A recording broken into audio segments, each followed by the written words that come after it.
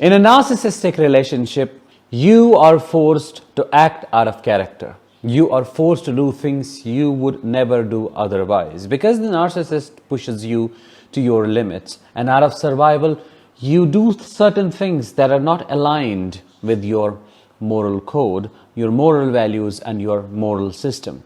That's why many survivors feel guilt about doing something or saying something, and they start questioning, am I the narcissist? Am I like them? Maybe I am the narcissist in this situation. Why would I do this? Why would I do that? To clear these doubts once for all, in this episode, we are going to talk about 5 behaviors that may make you think you are a narcissist, but you're not. If that sounds interesting and you're eager to learn more with me, please make sure to subscribe before we begin, because as I always say and request, your subscription to the channel may help in spreading awareness about narcissistic abuse.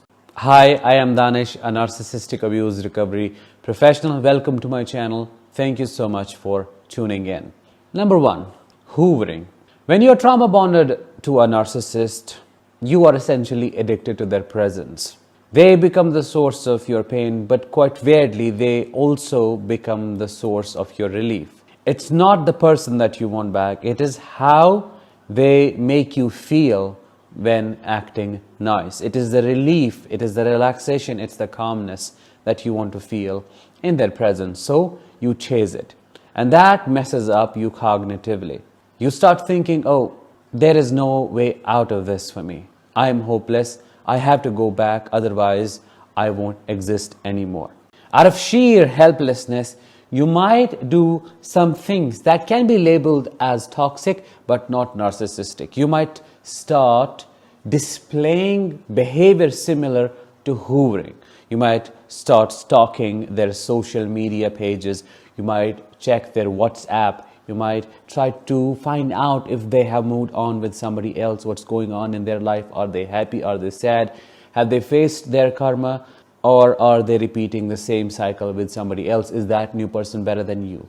It's so much that you go on all at once, and out of that deep confusion and pain, you do these things. Then on top of that, you start thinking, see, I am like him, I am like her. I have now started hoovering.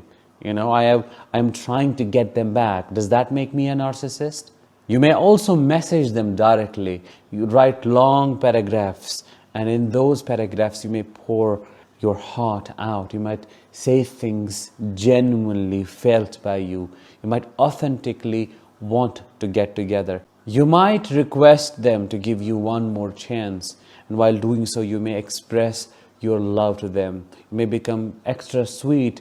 Not saying that you are feigning that, it's just that you are forgetting everything they have done to you in the past, and you just want to focus on the present moment, considering that you are going to begin things with them once again. That looks quite similar to narcissistic hoovering, doesn't it? But there is a major difference.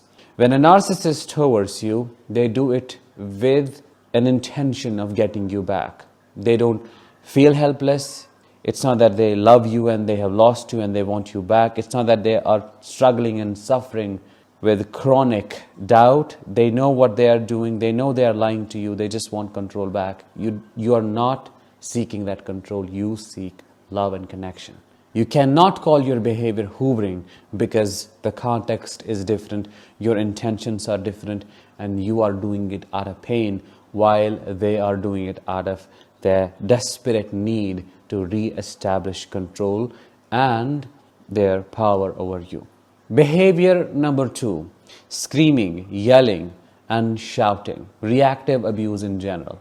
When a narcissist pushes you to your limits, you start treating them the way they treat you.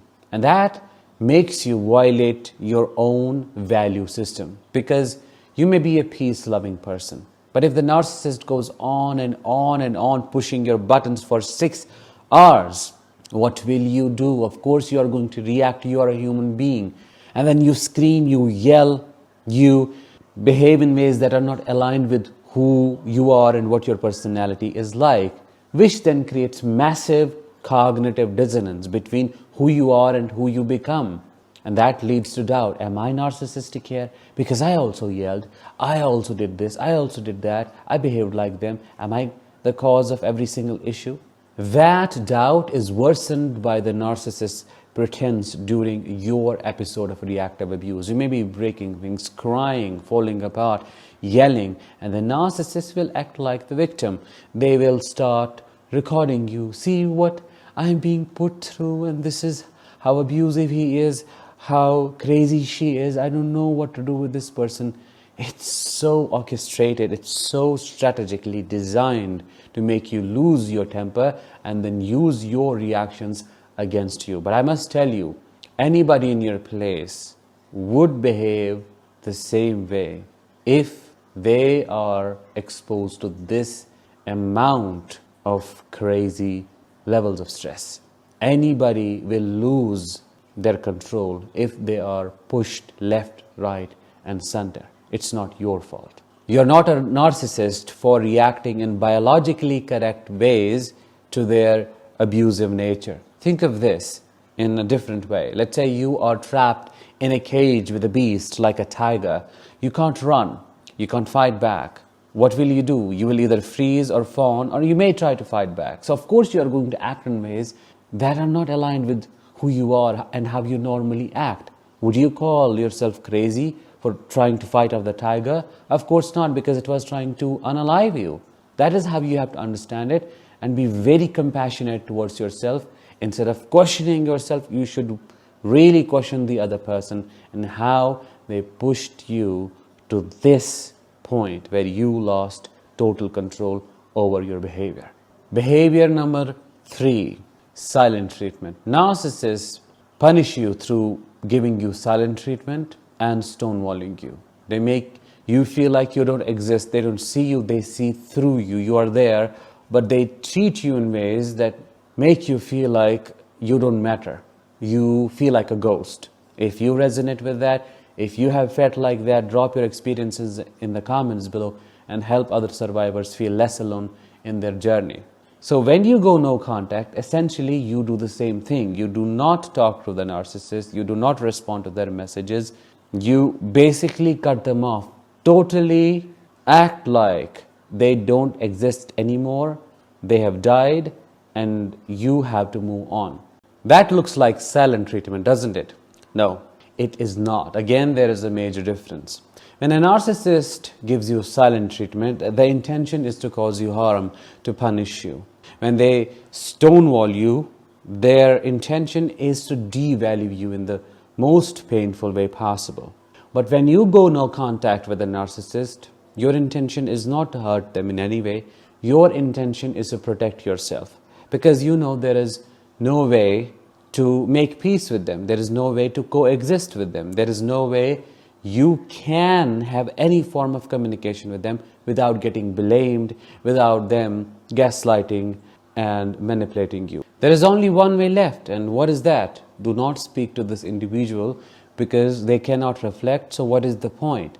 That is what you are doing. You are not giving them silent treatment. Don't let that chronic doubt, the narcissist's voice in your head take over and tell you otherwise. You're not like them. The primary evidence for that is your own capability to hold yourself accountable and to scrutinize yourself, to ask, am I doing this the right way? Why did I do this? Why did I say that? A narcissist does not have that capability. Well, I don't like to say that. The truth is they can, but they don't want to.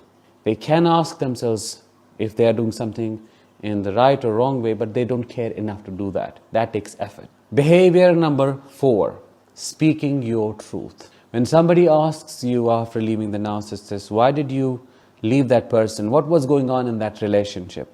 You may genuinely share what was going on, what happened, what was done to you, how you were treated by that person, mixed with confusion. While sharing your story, you will question yourself, but still you will give them an overall idea of how narcissistic and bad that person was. But that looks similar to what a narcissist does when running a smear campaign against you. They say all these things and they make it quite real. They might run a different kind of smear campaign also. They might speak positively about you so that you look like the cruel person.